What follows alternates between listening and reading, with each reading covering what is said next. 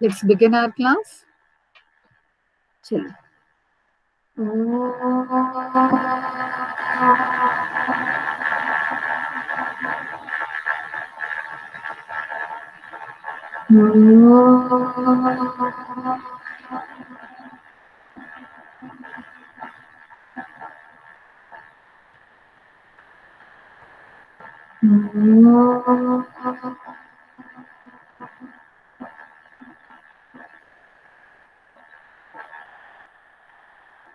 सही रहा। चलिए, अब मुझे ये बताइए, मंडे को कोई एग्जाम तो नहीं है आप लोगों का? तो मैं लिसनिंग टेस्ट आप लोगों का लूं? मैम है। तो क्या मैम लिसनिंग? एसएससी का है। एसएससी का है? क्या? Oral test. Oral test. Oral test है ना? गूगल फॉर्म तो नहीं है ना किसी का? No ma'am. क्योंकि लिसनिंग टेस्ट में नो आपको मैम। कुछ याद तो करना नहीं है। आपको तो मैं स्टोरी सुनाऊंगी, उस पे उसके बेस पे क्वेश्चंस करने होंगे। Okay ma'am. ठीक है। तो क्या मैं उस दिन ले सकती हूँ आपका गूगल फॉर्म के through listening test yes ma'am. Monday yes को? Yes ma'am. तो यस मैं मैसेज मैम। सेंड कर दूंगी। क्योंकि अगर गूगल फॉर्म का ही कोई क्वेश्चन होता है या ऐसा कुछ होता है तो आप मुझे बता दो, फिर मैं वेडनेसडे को कंडक्ट करूंगी क्लास। आप मंडे को ही ले क्या लीजिए। मंडे को ले लूं? क्योंकि उसमें यस कुछ याद तो करना नहीं है आपको। कोई हाँ, वैसा वाला टेस्ट तो है नहीं कि आपको सबको याद करके आना है कुछ। ये तो लिसनिंग टेस्ट है जिसमें मैं स्टोरी सुनाऊंगी और उस पे बेस्ड कुछ क्वेश्चंस दूंगी आपको, जो कि गूगल फॉर्म में एमसीक्यू के बेसिस पे ही होंगे, पर उसको याद नहीं कर सकते आप क्योंकि स्टोरी क्या पूछूंगी आपको नहीं पता है। ठीक है, तो मंडे फाइनल। मैम क्या? मंडे को ma'am yes ma'am. Ma'am listening test yes ma'am. Final कर देते हैं, ठीक है। चलिए, आज जो हम पाठ पढ़ने वाले हैं वो है आपकी कविता एक तिनका। ठीक है। टाटा क्लासेज से इसका सारांश देखते हैं, उसके बाद मैं पढ़ाती हूँ। तो पहले उसको देख लेते हैं कि उस कविता में दिया क्या है, फिर आपसे चर्चा करती हूँ मैं। आज पहले इसको देखते हैं।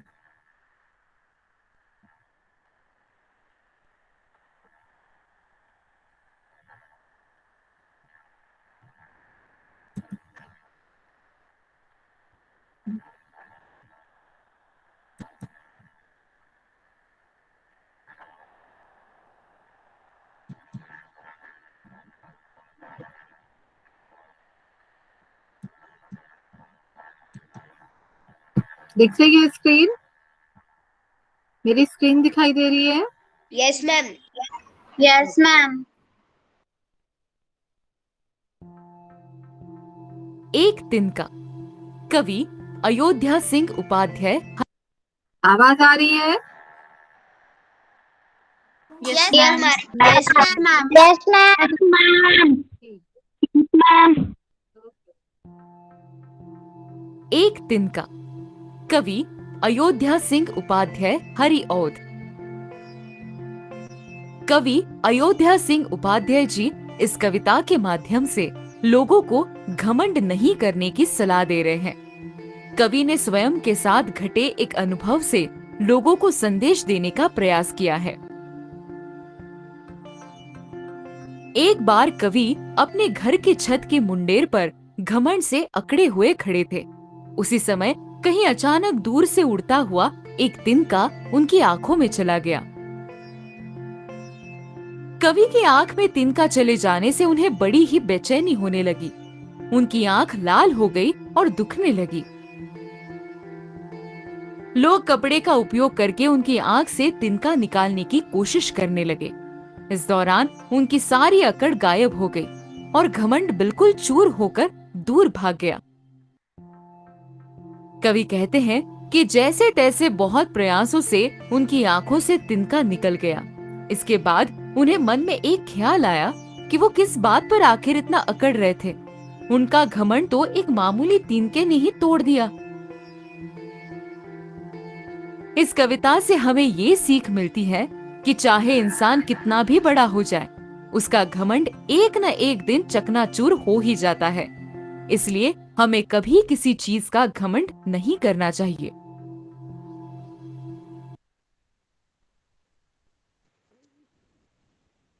मैम तिनका मतलब क्या होता है?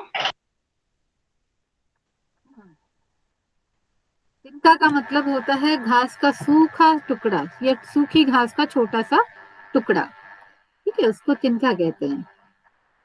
जैसे चिड़िया जो है सूखे तिनकों से अपना घोंसला बनाती है, तो यस मैम। घास जब सूख जाती है तो वो तिनका कहलाता है। ठीक है, छोटे छोटे उसके टुकड़े। तो कविता आपको समझी ही होगी। ठीक है, नाम है एक तिनका। मनुष्य जो है बहुत सारी चीजों पे घमंड करता है। कई बार हमको ये अच्छा लगता है कि मेरे जैसा कोई और नहीं है, मुझे ये चीज आती है किसी और को नहीं आती है। तो इस कविता के माध्यम से कवि यह बताना चाहते हैं कि हम कितना ही घमंड कर लें, हम बड़ी बड़ी बातें बोलें, बड़ी बड़ी बातें कहें, लेकिन एक छोटा सा तिनका भी हमारे उस घमंड को तोड़ देता है। क्योंकि उस तिनके के आंख में चले जाने पर इंसान इतना मजबूर हो जाता है कि वह दूसरों से सहायता लिए बिना रह ही नहीं सकता, उसको दूसरों के आगे झुकना ही पड़ेगा। इसलिए उनका मानना है, कवि का मानना है कि घमंड किस बात का करते हैं हम, जब हम जानते हैं कि हमें कोई छोटा सा तिनका भी हरा देगा, तो हम घमंड करते ही क्यों हैं। हमें घमंड नहीं करना चाहिए। तो आइए देखते हैं, बहुत मजेदार कविता है और समझने का प्रयास करें।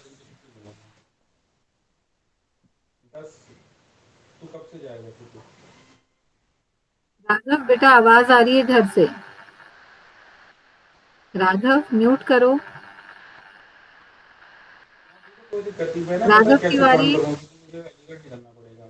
राघव तिवारी म्यूट करो बेटा। हाँ, थैंक यू। चलिए देखते हैं कवि क्या बोलते हैं। मैं घमंडों में भरा ऐंठा हुआ, एक दिन था जब मुंडेरे पर खड़ा, आ अचानक दूर से उड़ता हुआ, एक तिनका आंख में मेरी पड़ा। कवि बोलते हैं कि मुझे बड़ा घमंड, मैं मतलब हर कोई जो भी कविता पढ़ रहा है वो मैं से पढ़ रहा है, इसका मतलब हम भी शामिल हैं उसमें। तो कवि बोलते हैं कि मैं घमंडों में भरा ऐंठा हुआ। ऐंठना मतलब अकड़ना। जब हम किसी चीज पर घमंड करते हैं ना तो अकड़ दिखाते हैं।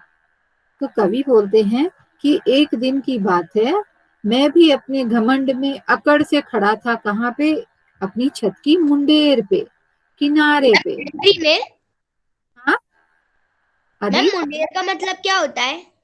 मुंडेर मतलब बालकनी समझ लो या छत का किनारा समझ लो। ठीक है, बालकनी भी हो सकती है, किनारा भी हो सकता है छत का। जो किनारे किनारे छत की दीवार निकली रहती है ना, उसको बोलते हैं। Yes ma'am. तो छत पे जब वो खड़ा था, छत के किनारे की जगह पे खड़ा था, तो क्या हुआ? अचानक दूर से उड़ता हुआ, एक तिनका आंख में मेरी पड़ा। कवि बोलते हैं कि तभी दूर से कोई तिनका, घास का छोटा सा टुकड़ा मेरी आंख में अचानक से आ गिरा। अचानक से उस तिनके के आंख में पड़ जाने से मेरी स्थिति बहुत बिगड़ गई। मेरी मतलब किसी की भी। मैं झिझक उठा, हुआ बेचैन सा, लाल होकर आंख भी दुखने लगी। मूठ देने लोग कपड़े की लगे, ऐंठ बेचारी दबे पांवों भगी। कभी आगे बोलते हैं कि जैसे ही तिनका मेरी आंखों में पड़ा, मैं बड़ा ही बेचैन हो गया, मुझे दर्द होने लगा और मेरी आंख लाल हो गई और साथ में दर्द भी करने लगी। तो आंख दुखने भी लगी, आंख लाल भी हो गई, और कभी इस वजह से बेचैन हो गया, परेशान हो गया। उसको ये समझ नहीं आ रहा था कि अब वो क्या करे, कैसे इस तिनके को बाहर निकाले। यूं तो वो अपने आप को बोलता है कि मैं बड़ा ही स्मार्ट हूँ, मुझे सब कुछ आता है, कोई कमी नहीं है, लेकिन एक छोटा सा तिनका वो नहीं निकाल पा रहा था। राघव मैम कुछ मूठ बोल का रहे हैं? मतलब क्या होता है?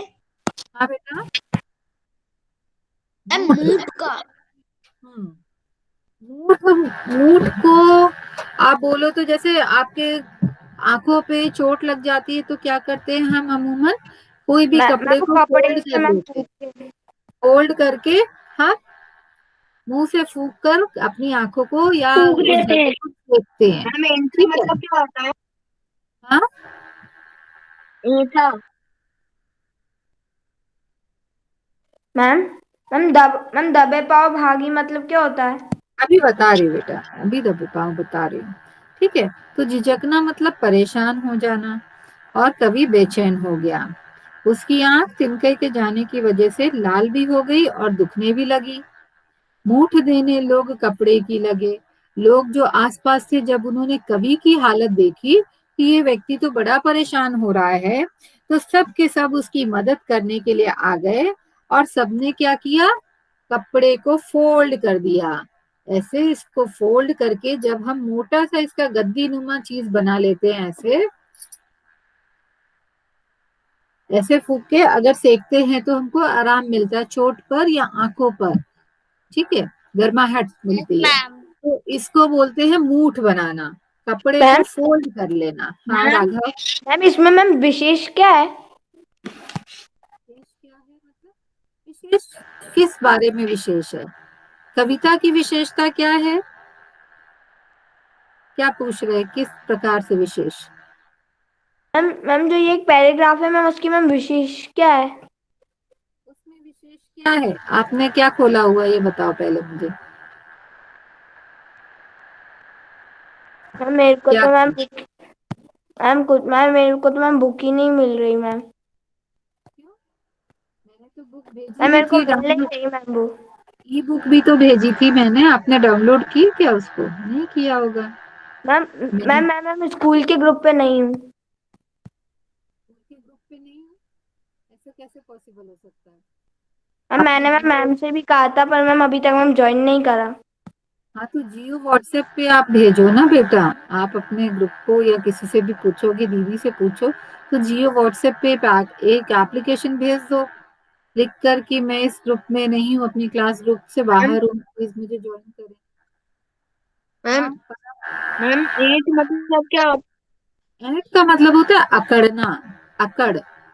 ऐंठ का मतलब होता है अकड़, है ना। जब हम किसी की नहीं सुनते कि हम ही सबसे अच्छे हैं, हम ही सबसे सुपीरियर हैं, इसको बोलते हैं ऐंठन, ऐंठना, अकड़ना।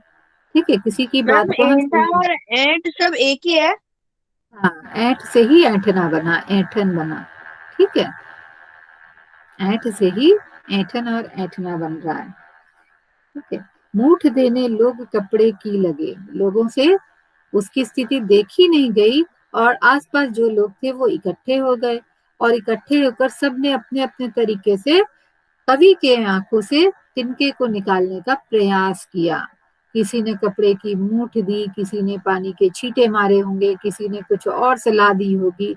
तो सभी ने प्रयास किया, और सबके प्रयास से जब तिनका निकल गया, इस दौरान कवि ने सोचा। क्या सोचा? ऐंठ बेचारी दबे पांव भगी।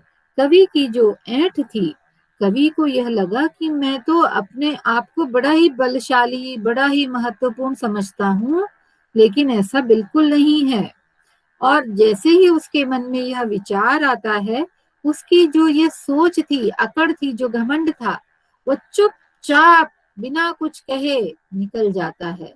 क्योंकि कवि ने अपनी स्थिति को देख लिया था कि जिस स्थिति में कवि है, उस स्थिति में यदि लोग उसको संभालने नहीं आते, तो उसकी आंखों का हाल बेहाल हो जाता।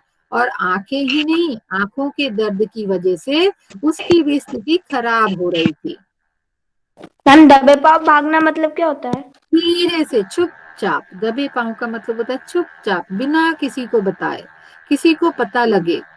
ठीक है, बिल्ली दबे पांव घर में घुसती है, बिल्ली के आने का आपको पता नहीं चलता। शेर दबे पांव जंगल में शिकार करता है, क्योंकि उसके पैरों के चलने की आहट किसी को नहीं सुनाई देती है। वो इतना धीरे चलता है जब चलता है शिकार के लिए, कि किसी को उसके पैरों से पता नहीं चलता कि कोई आसपास चल के आ भी रहा है। तो पैरों की आहट तक नहीं होती, उसको बोलते दबे पांव। चुपचाप शांति से बिना किसी को बताए। तो ऐंठ इसी तरीके से कवि के मन से निकल जाती है। कब चली जाती है बिना बताए, पता ही नहीं चलता। मतलब कवि का सारा घमंड टूट जाता है। कवि को लगता है कि मैं तो फालतू में अपने आप को बड़ा समझता हूँ, जबकि मैं तो एक छोटा सा तिनका भी अपनी आंख से स्वयं नहीं निकाल सकता। जब किसी ढब से निकल तिनका गया, तब समझने यूं मुझे ताने दिए, ऐंठता तू किस लिए इतना रहा, एक तिनका है बहुत तेरे लिए। कवि बोलते हैं आगे, जब किसी ढब, ढब का मतलब होता है तरीका, विधि, जब किसी भी प्रकार से जैसे तैसे मेहनत कर करके तिनके को आंख से बाहर निकाल दिया लोगों ने, तब तब क्या हुआ, तब समझने यूं मुझे ताने दिए। कवि बोलते हैं तब मेरी समझ, मेरी बुद्धि, मेरे विवेक ने मुझे ताना दिया, मुझे बताया, मुझ पर हंसी, मेरी हंसी उड़ाई। क्या हंसी उड़ाई, क्या ताना दिया, ऐ बता तू किस लिए इतना रहा, एक दिन का है बहुत तेरे लिए। उनकी समझ ने, लेखक कवि की बुद्धि ने यह उसको बताया कि अरे तू तो बड़ा समझ रहा था अपने आप को, तू बड़ा ऐंठ रहा था अपनी बातों पर, अपने पावर पे, अपनी स्ट्रेंथ पे, कि मेरे जैसा कोई नहीं है, लेकिन तू तो किसी काम का नहीं है। क्यों नहीं है, क्योंकि तुझे हराने के लिए तो एक छोटा सा तिनका ही काफी है। जब तू एक तिनके से हार गया तो तुझे अहंकार किस चीज का है, तू किस बात में अपने आप को बड़ा समझता है। यह जब कवि की बुद्धि ने उसको समझाया, तब कवि को यह समझ में आया कि अकड़ना या घमंड करना कितना बुरा है। हमें किसी भी बात को लेकर अपने ऊपर घमंड नहीं करना चाहिए, क्योंकि यह घमंड चूर करने के लिए एक छोटा सा तिनका ही काफी है। ठीक है, ऐसा नहीं है कि आप बड़े सोचते हो कि मैं तो बहुत बड़ा हूं, मैं तो रोऊंगा नहीं, मेरे साथ कुछ भी हो जाए, और जैसे ही एक पैर में कांटा चुभता है, आह, जोर से चीखते हैं, है ना, कई बार रोते भी हैं। कई बार उस छोटे से कांटे को हम सुई के द्वारा निकलवाना भी नहीं चाहते हैं, क्योंकि दर्द होता है ना। तो आप सोचो इतने लंबे चौड़े होने का कोई यूज है क्या, दर्द तो सभी को होता है, और वैसे ही चीख निकलती है। ठीक है, मुझे भी अगर कांटा चुभेगा तो ये थोड़ी ना हो कि मैं आपकी टीचर हूं तो मैं रोऊंगी नहीं, मुझे भी रोना आ सकता है, आपको भी आ सकता है, आपके छोटे भाइयों को भी आ सकता है, बहनों को भी आ सकता है। तो वेरी गुड अनमोल, हाँ कुछ सवाल है आपका अनमोल। जैसे हाथी के कान में अगर चींटी चली जाती है तो उसको कितना दर्द होता है। हाथी अगर ये सोचे मैं तो बड़ा ही बलवान हूँ, बड़ा ही शक्तिशाली और डील डॉल में सबसे ज्यादा बड़ा हूँ, तो हाथी को हराने के लिए एक छोटी सी चींटी ही काफी है। यदि हाथी की सूंड में चींटी घुस जाए या कान में चींटी घुस जाए, तो उस हाथी का भारी भरकम शरीर उस चींटी को ढूंढ कर निकाल नहीं सकता। तो इसलिए हमें इस चीज को हमेशा ध्यान में रखना चाहिए और विनम्र रहना चाहिए, पोलाइट रहना चाहिए। अगर हम इस चीज को फॉलो करते हैं तो हमसे बड़ा कोई नहीं है। पर यदि हम घमंड करके बड़ा बनने की चेष्टा करेंगे तो आपके घमंड को चूर चूर होने में टाइम नहीं लगेगा, वो एक तिनके से ही टूट सकता है। किसी की छोटी सी बात ही आपको हराने के लिए काफी होती है। ठीक है, एक छोटी सी कहानी सुनाती हूँ, एक ध्यान से सुनना, ठीक है।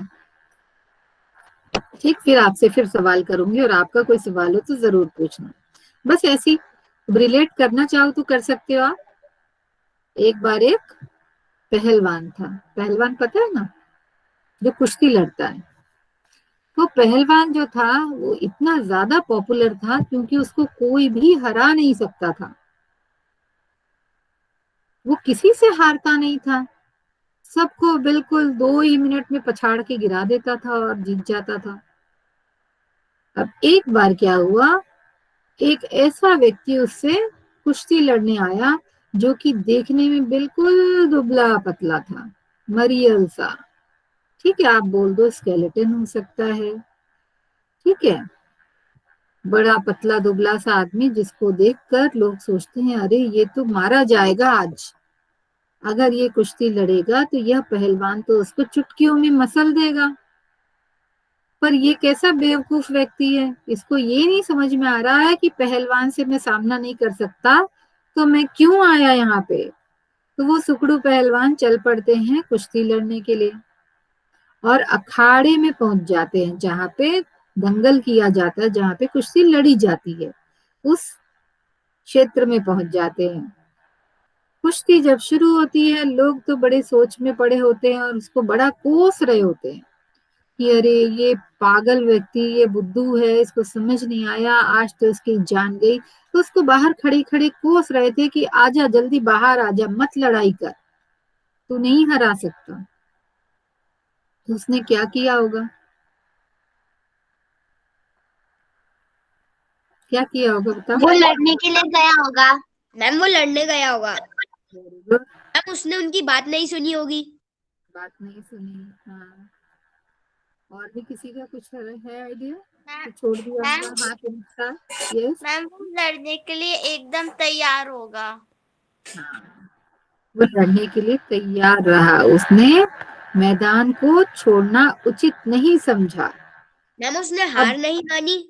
हार नहीं मानी, हाँ। लोग उसको पीछे से बोल रहे थे, अरे बाहर आजा, बाहर आजा, क्यों लड़ रहा है, फालतू में अपनी जान गंवाएगा।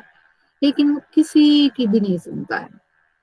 अब तो लोगों के अंदर भी एक्साइटमेंट था कि अब क्या होगा, देखना है ना, कैसे इसकी हार होती है और कैसे पहलवान फिर जीतेगा और सबसे सुपर हीरो बनकर निकलेगा। तो कुश्ती का दौर जब शुरू होता है, तो पहलवान बोलता है, अरे तू तो बिल्कुल, मुझे पता है तू तो आज हारने वाला है, हारने वाला है, इसलिए पहला मौका तेरा है, तू ही लड़ पहले, तू ही पहले हाथ उठाएगा। बोलते ठीक है। वो पहलवान के करीब जाता है। पता है उसको कोई पैंतरा नहीं आता था, कोई स्टाइल नहीं आता था। उसने पहलवान को गुदगुदी करना शुरू किया। क्या करना शुरू किया, गुदगुदी। गुदगुदी। गुदगुदी। उसको खूब गुदगुदी की, खूब गुदगुदी की। और लोग देख रहे होते हैं। पहलवान हंसते हंसते लोटपोट हो जाता है। ठीक है, इतना हंसता है, इतना हंसता है कि उसका अपने ऊपर ही कंट्रोल नहीं रहता है। जब वो खूब हंसने लगता है, तो ये जो सुकड़ू पहलवान थे, इन्होंने कहा कि चलो अब आपकी बारी है। लेकिन वो इतना हंस रहा होता है, उसको गुदगुदी इतनी ज्यादा हुई होती है कि उसकी जो पावर थी वही उसके हाथ में नहीं थी।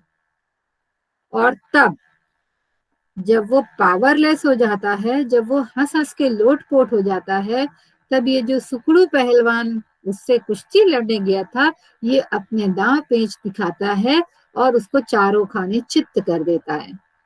मतलब पहलवान हार जाता है, हार जाता है और मैदान में पड़ा होता है। लोग हक्के बक्के रह जाते हैं और उसको देखते हैं कि वाह, इसने अपना दिमाग दौड़ाया और इस बड़े से पहलवान को जो कभी नहीं हारा था, उसको हरा दिया। उसकी जय जयकार होती है। ठीक है।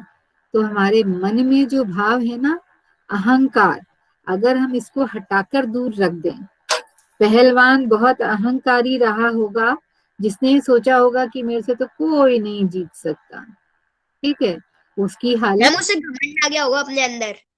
हाँ, घमंड आ गया। उसने उस ट्रिक को समझा ही नहीं कि मैं हंसूंगा इसके गुदगुदाने से, तो मेरी हंसी से मेरी पावर चली जाएगी।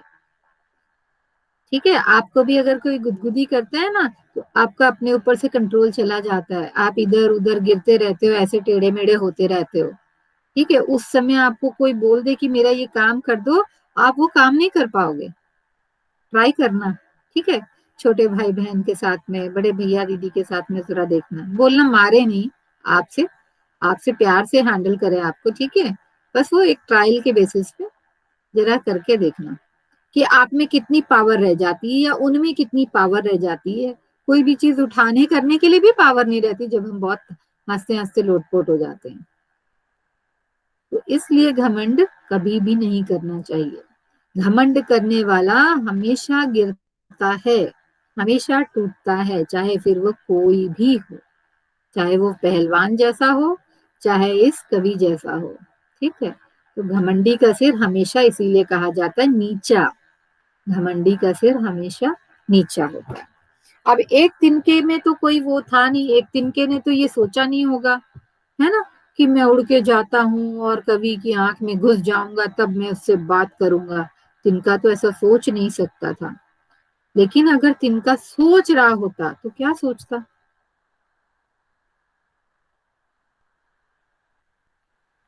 कि आज तो मैं इसकी सारी अकड़ निकाल दूंगा। Very good. आज तो मैं इसकी सारी अकड़ निकाल दूंगा। और और बोलो बोलो, और क्या सोचता होगा इसके अलावा? निकलता ही नहीं। तिनका निकलता ही नहीं। ओके। और वेरी गुड। मैम आज मैं इसको सबक सिखाऊंगा। मैं इसकी आँख में घुस जाऊंगा और फिर इसे पता चलेगा कि अकेले तिनका भी नहीं निकाल सकता। मैं इसकी आंख में घुस जाऊंगा। आज तो मैं इसको सबके सामने झुका के ही रहूंगा। Very good. और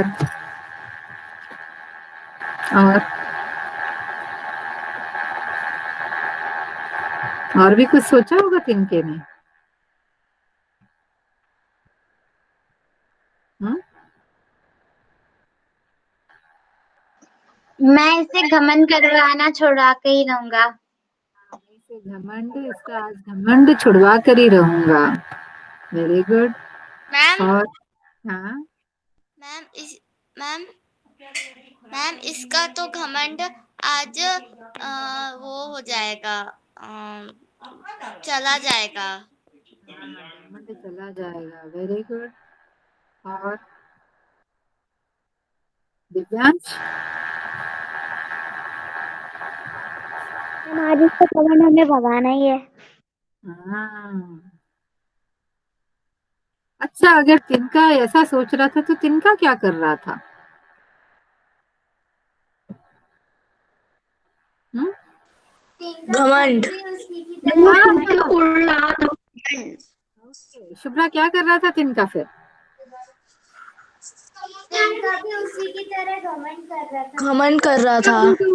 उसकी तरह घमंड कर रहा था, तो तिनके का क्या हाल हुआ? मैम आखिर में तिनका भी उसे निकल गया। पड़ा। तिनका भी निकल गया। तो जो भी घमंड करता है ना वो स्थिर नहीं रह सकता है। तिनका भी तो वैसा ही बन गया जैसा कि कवि को वो समझ रहा था कि उसका घमंड आज मैं तोड़ तोड़ के रख दूंगा, आज मैं उसको झुका दूंगा। ये क्या समझता है अपने आप को? तो तिनके ने जो समझा था उसका घमंड कहाँ चला गया? वो भी तो वो भी टूट दबे कर, पांव भाग गया। वो भी दबे पांव भाग गया। वह भी धीरे से लोगों द्वारा निकाल कर फेंक दिया गया। है ना? किसी ने उसको सराहा नहीं कि वाह तिनका, तूने बड़ा अच्छा काम किया। कहा क्या किसी ने? No ma'am. नहीं कहा। किसी ने भी नहीं कहा। मैं आप लोगों की अटेंडेंस लिख रही हूँ क्योंकि अटेंडेंस में सिर्फ 17 बच्चे प्रेजेंट दिखा रहे हैं मेरी अटेंडेंस में, और टोटल 22 है। परम, आप क्या बोलना चाहोगे?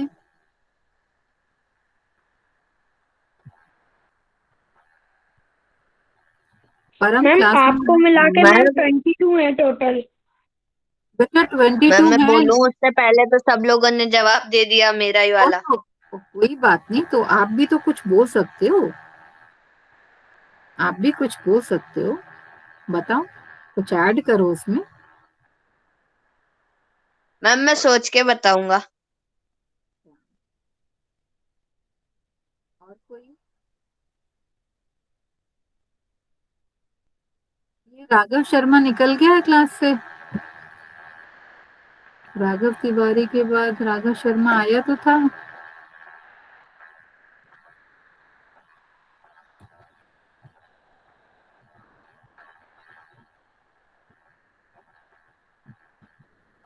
अटेंडेंस नहीं हुई ना। रेणुका, आप कुछ बोलो। ऋषिका?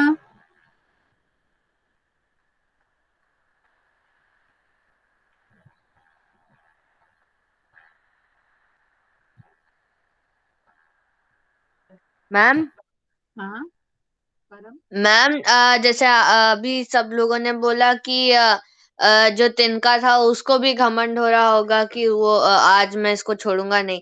मैम जिन लोगों ने उस तिनके को निकाला उनको भी घमंड हो रहा कि होगा कि हमने इसके आँख का तिनका निकाल दिया। बिल्कुल बिल्कुल बिल्कुल। इसका मतलब क्या है, जो भी घमंड करता है उसका हश्र वही होता है, कुछ हटकर नहीं होता है। इसलिए घमंड कभी भी नहीं करना चाहिए। आपको कुछ चीजें आती हैं तो सामने वाले को पूछने पर उसे बता दिया जाना चाहिए, लेकिन इसका मतलब ये कतई नहीं है कि टेस्ट में बता दो। टेस्ट को छोड़कर अगर आपसे किसी ने कुछ सवाल का उत्तर पूछ लिया तो आप उसको बता देंगे तो आपका रिवीजन होगा, पर आप ये सोचो मैं क्यों बताऊं, मेरा कॉमन हो जाएगा, तो आपने घमंड किया। आप उसको बताकर ये कह सकते हो, या आप अपना एग्जैक्ट उत्तर नहीं देकर उसको थोड़ा सा मॉडिफाई करके चेंज करके अलग शब्दों में बता सकते हो, पढ़कर मत बताओ, समझा सकते हो।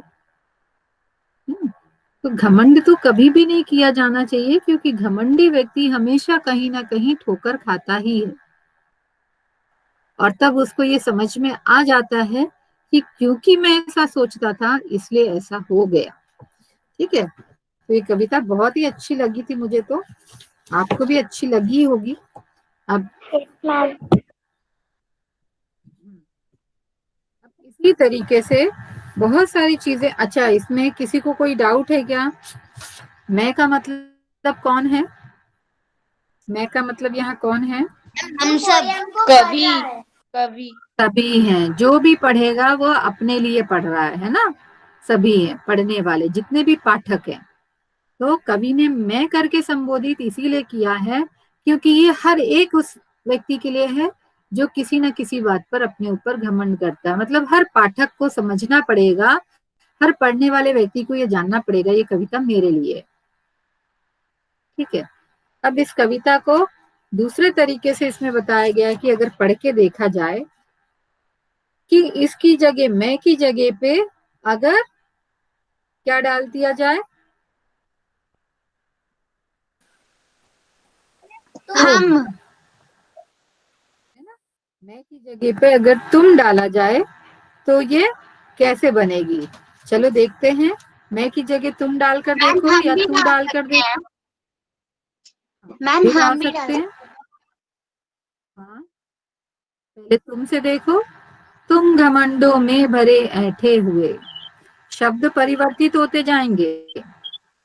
एक दिन जब थे मुंडेरे पर खड़े, अचानक दूर से उड़ता हुआ एक तिनका आंख में तेरी पड़ा या तुम्हारी पड़ा।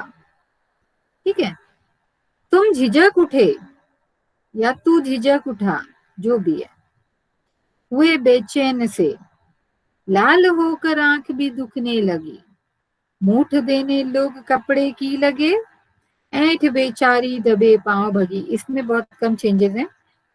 जब किसी ढब से निकल तिनका गया, तब समझने यूं तुझे ताने दिए, ऐंठता तू किस लिए इतना रहा, एक तिनका है बहुत तेरे लिए। ठीक है, आप भी एक कविता बना सकते हैं एक तिनका के ऊपर, घमंड से संबंधित। बना सकते यस हैं क्या? मैम हाँ, क्या मेन बना मेन सकते हैं। Yes ma'am. मेन टॉपिक क्या है? घमंड। ठीक है, आप हाँ मैम घमंड से घमंड संबंधित अभिमान ले सकते हो, गुरूर ले सकते हो, कोई भी वर्ड। ठीक है, और उसके हिसाब से मैम इसके हाँ, मैं मार्क्स मार्क्स रहेंगे। देती हूँ ना। मैं हर एक्टिविटी के मार्क्स देती हूँ। आप ये मान के चलिए कि कई जगह पे ऐसा होता है कि कभी हो सकता है अगली एक्टिविटीज इसी के बेसिस पे मैं डाल दूं, तो आपकी कविताएं मेरे पास रहेंगी तो आपको मेहनत नहीं करनी पड़ेगी। ठीक है, मेहनत नहीं करनी पड़ेगी आपको। ओके, तो एक छोटी मैम सी मैंने कविता, पहले भी कविता डाली थी, 8 कठपुतली। पंक्तियों, कठपुतली वाली। तो वापस से उसको एक बार और भेज देना, और अगर उसको रिसाइट करके भेजोगी तो अच्छा रहेगा, वीडियो ओके जैसा मैम। बना के। एक तिनका से संबंधित आप भी लिखने की कोशिश करें।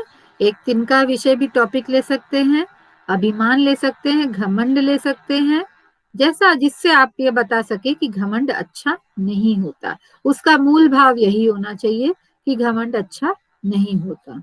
कहीं से कॉपी नहीं करना है, स्वरचित कविता चाहिए। आप टाइम ले सकते हो, 1 वीक टाइम ले लो, 2 वीक टाइम ले लो, दिसंबर के फर्स्ट वीक में मैं आपसे बात करूंगी। अगर आप कर लोगे, वीडियो बना लोगे, तो आप मुझे सेंड भी कर सकते हो, ठीक है। कंपोज भी आप करोगे, ओके, उसका म्यूजिक भी आप दोगे, जो भी है आप अपने हिसाब से ट्यून बनाइए, अपने हिसाब से उसके वर्ड्स सिलेक्ट कीजिए, ठीक। तो कोशिश करेंगे इसकी कि हम अच्छे से अच्छी कविता लिखे और एक छोटा सा वीडियो बनाकर उसको गाते हुए मेरे पर्सनल विंडो पे सेंड करना, ठीक है। और नेक्स्ट मंडे हमारा लिसनिंग टेस्ट है, ये याद रखें। मैं क्लास ग्रुप पे भी सैटरडे या फ्राइडे को डालूंगी आपको एक रिमाइंडर के तौर पे, ठीक है। अब किसी को कोई डाउट है, पिछला कोई डाउट है, बाकी कोई बात बाकी है? मैम यस बेटा, तनिष्का। मैम सांस सेके हुए का मुहावरा क्या होगा? सांस रोके हुए, किसको पता है? सांस रोके हुए मुहावरा चाहिए कि अर्थ चाहिए बेटा? मैम अर्थ अर्थ। डर जाना, सांस रोकना, रोक के खड़े रहना मतलब डर के खड़े रहना, डर कर चुपचाप खड़े रहना, सांस रोके हुए, ठीक है। और कोई डाउट? और काम को जितना करोगे उतना अच्छा रहेगा, आपके रिवीजन में इजी रहेगा। तो ज्यादातर क्वेश्चंस तो आपके एपिस्टेमिक लर्निंग पे ही बेस्ड रहते हैं, लेकिन पाठ को समझना उतना ही जरूरी है। अब जैसे ये पाठ हमने एक तिनका पढ़ा है, तो एक तिनका का शाब्दिक अर्थ क्या है? एक घास का, सूखे घास का टुकड़ा। लेकिन ये सूखे घास के टुकड़े को माध्यम बनाकर कवि क्या समझाना चाहता है? कि हमें घमंड नहीं करना चाहिए, क्योंकि छोटी सी छोटी चीज भी हमारे घमंड को चूर कर देती है, ठीक है। चलिए, कोई डाउट नहीं है? कुछ और पूछना है? एक बार हम भी डालकर देख लो इसको। हम, मैं है, मैं लिखा हुआ है, तुम हमने कर लिया, हमको भी करके देख सकते हैं, क्या होगा?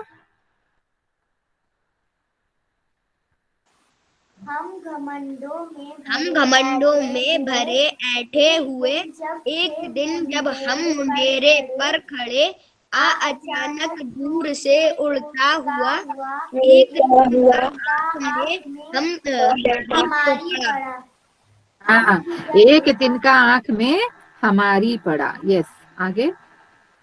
हम झिझक उठे हुए बेजान से लाल होकर आंखें भी दुखने लगी। मूठ देने लोग कपड़े की लगे, ऐठ बेचारी दबे पाँव। जब किसी ढक से निकल तिनके गए, तब समझ ने यो हमें ताने दिए। ऐठते तुम किस लिए इतने रहे? दो तिनके हैं बहुत तुम दोनों के लिए। तिनका है बहुत हमारे लिए, हम हमारे। वेरी गुड, बढ़िया, ठीक है। अब इसके प्रश्न उत्तर हम अगले उसमें कर लेंगे, उसी दिन लिसनिंग के साथ में हम इसके प्रश्न उत्तर भी ले लेंगे। और किसी को कोई असेसमेंट अगर देना हो, तो आपके पास लास्ट ऑप्शन है, मैं आपको नहीं इनवाइट करूंगी, आप मुझसे रिक्वेस्ट कर ले कि हमें ये असेसमेंट देना है, नहीं हुआ था, तो मैं आपको चांस दे सकती हूँ। नहीं तो असेसमेंट ऑलरेडी हो गए हैं, ये लिसनिंग टेस्ट हमारा सिर्फ बाकी है, ठीक है। तो लिसनिंग टेस्ट अगर आपको देना, लिसनिंग टेस्ट में प्रेजेंट रहे तो अच्छा रहेगा, क्योंकि ये दोबारा नहीं होगा, रीटेस्ट नहीं लूंगी मैं इसका। कोशिश करके मंडे को सभी प्रेजेंट रहें। अपने फ्रेंड्स को भी बता दे जो आते हैं कभी कभी, इसका मतलब वो ज्वाइन कर सकते हैं, ठीक है। चलिए, क्लास एंड करते हैं शांति पाठ से।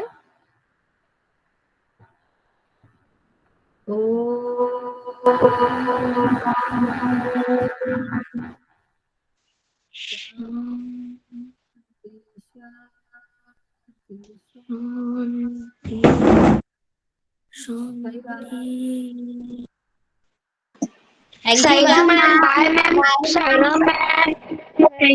Bye ma'am. बाय बेटा।